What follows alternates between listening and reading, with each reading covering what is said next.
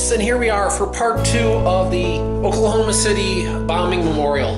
Now, this was a really good memorial, and I'd recommend it to anyone to go. They have a lot of film footage of like newscasts and of footage of people, reporters filming what was going on. They've got some interesting audio recordings about the time of the blast, where it went off. But this section goes from basically the hunt for McVeigh, the kind of the trial. I mean, I just glanced over it. I mean, it'd take you a couple hours to go through it all. And then just kind of the grounds with the reflecting pools, some of the memorials, and the remembrance. Again, worth it. So, Oklahoma City, it's also a good city too. So, make sure to check it out if you can.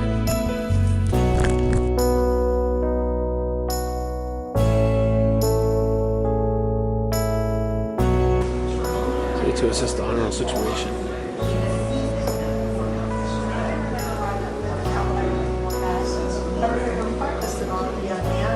He's very clean cut, and I kept thinking, why he's going to jail? What could he have done that he would be going to jail? Word travels that a suspect is in custody. More people gather on the courthouse square while McVeigh waits in courtroom B. And Perry, Oklahoma attracts more attention than it wants or needs.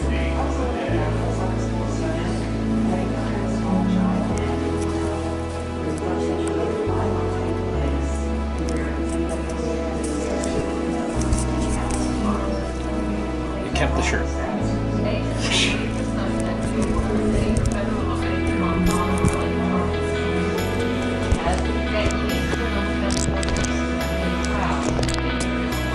So that is the sign from the motel where McVeigh was apprehended from. Oh, the search dog. Pause to keep the paws from like getting torn. The search dogs. There's Tonto.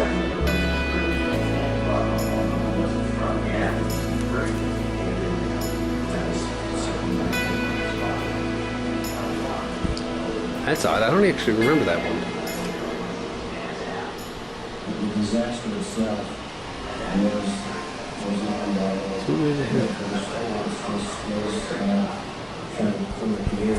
religious communities reach out.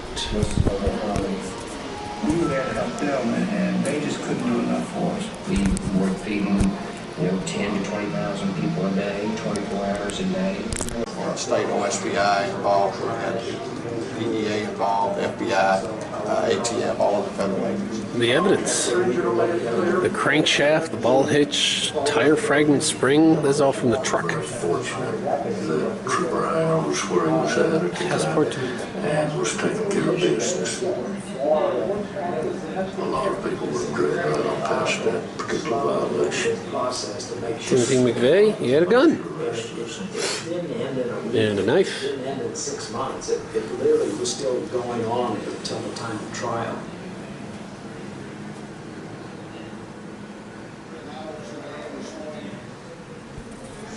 That's his car.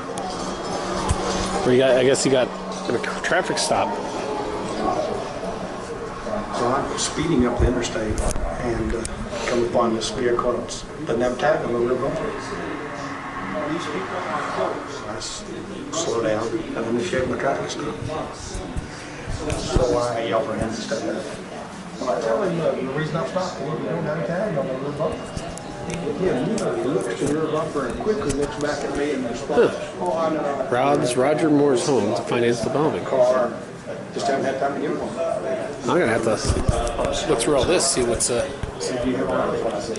He said, yes. April 19th bombing of the Murrah building in Oklahoma City.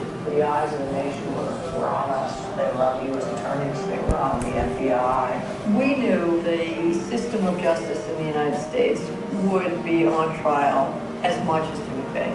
It was very important to show the Tim McVeighs of the world were wrong. We are not a country of tyranny. We are a country of laws and process and rights. Joseph Hartzler led the federal prosecution team for the trial of Timothy McVeigh. The real goal was to make sure that we could achieve justice and dignity, to restore faith in the jury system and the system of justice in America. Oklahoma attorney Stephen Jones was asked to defend Timothy McVeigh. The trial was not about the participants, but about the end results. Well, that's a kind of a bad statement from a judge. Criminal defense attorney Michael Tiger agreed to defend Terry Nichols. An individual, yes, Terry Nichols, is summoned in to have it decided whether he will live or die. The federal court sitting in a criminal matter. Basically, they've toured through like Timothy McVeigh's like life, and they show like, oh, he was basic training here. Ooh, he was here. Ooh, he was here.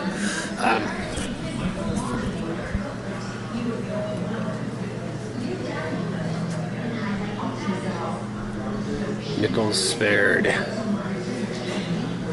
Yep, McVeigh got the.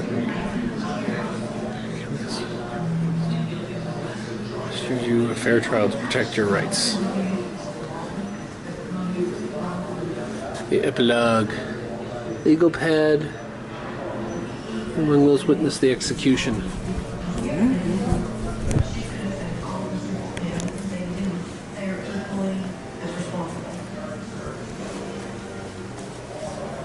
The lawyers for McVeigh and Nichols asked for the trials to be moved out of Oklahoma. U.S. District Court Judge Richard Mach agreed, relocating the trials to Denver, Colorado. But many family members and survivors couldn't stay in Denver for months, so the U.S. Congress passed a law that allowed them to watch the trials locally on a secure closed-circuit transmission, a first for a federal criminal case. The auditorium of the FAA Center where the Oklahoma... No, they get convicted. Everyone knows that.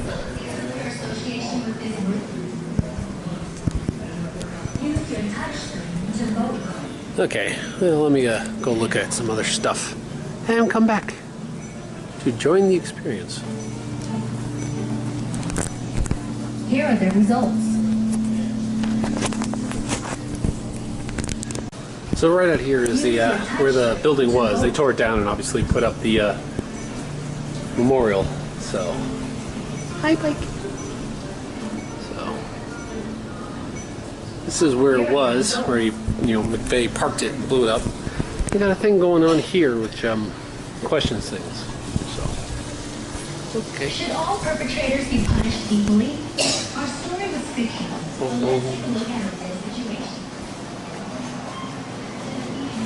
Here's the Gallery of Honor.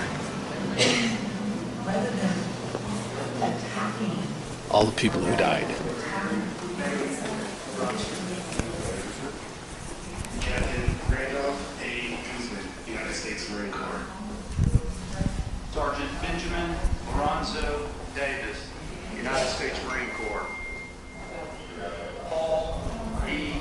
Ice, Senior Special Agent. Juan Arthur Medeiros, Senior Special Agent. Rhea Bender Long.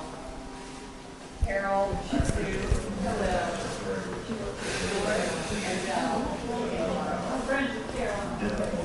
The children who died are obviously the biggest tragedy.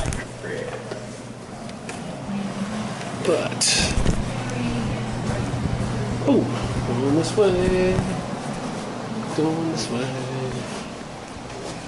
Okay.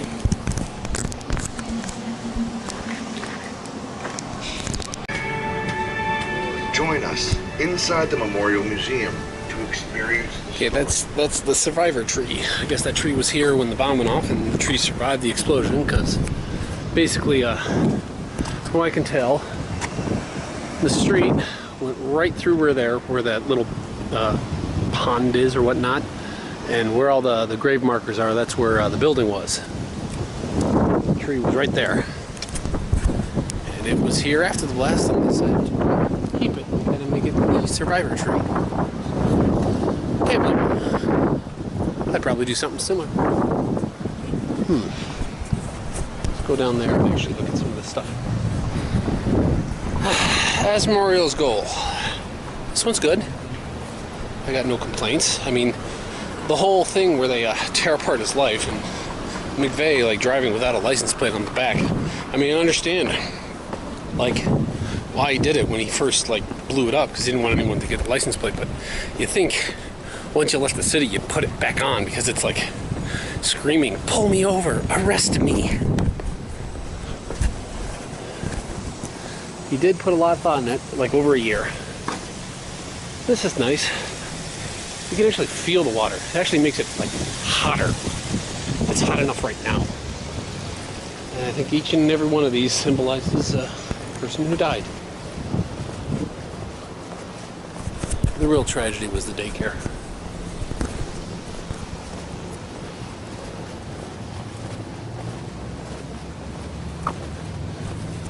Never bring your kids to work. Okay. I guess my other thing is that it's really nice. 903, 901. 901 is when the bomb went off. And it took several days, but 165 total died. You know, the number kept climbing. First it was like 76, and then it slowly climbs as they find people. And then it climbs after because of people who were injured who didn't die initially die later because of their injuries. The ones that are smaller are like kids. I guess maybe where they were found. You can get a guided tour if you want to pay for it.